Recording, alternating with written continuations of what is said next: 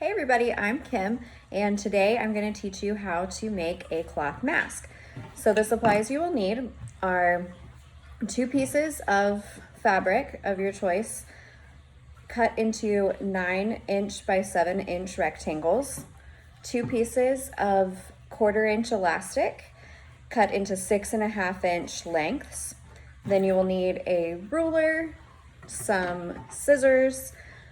I also like to keep a small bowl or container near me when I'm sewing so that I can put my scraps and trash and just any loose threads or anything in. Then you will also need pins or clips, and then either a sewing machine or a needle and thread. You can definitely do this hand stitching. Obviously, it's going to go a lot faster with a sewing machine.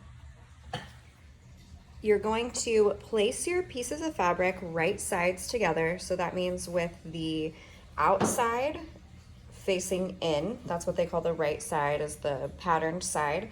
So right side's facing in, and then you're going to measure down 1" from the top and pin your elastic inside of the fabric. So it's in the middle.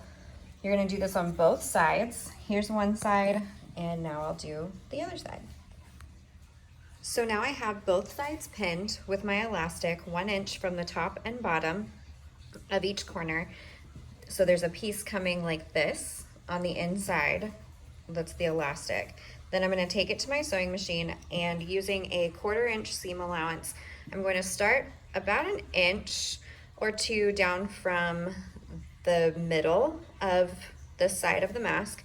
I'm going to sew down this side across the bottom, all the way up this side, all the way up the top, and then I'm going to stop about 2 inches before I reach where I began, so that I have a spot where I can turn it inside out so everything is facing the right way. If you're using a sewing machine, don't forget to backstitch when you begin.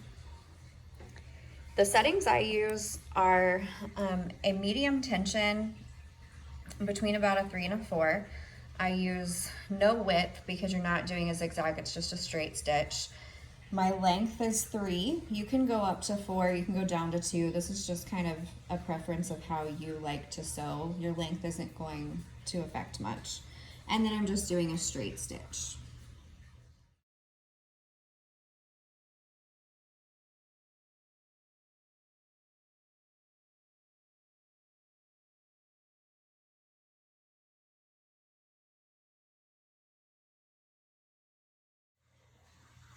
So now I have sewn all the way around like this, and I left this opening here, and now I'll turn it inside out and push the corners in.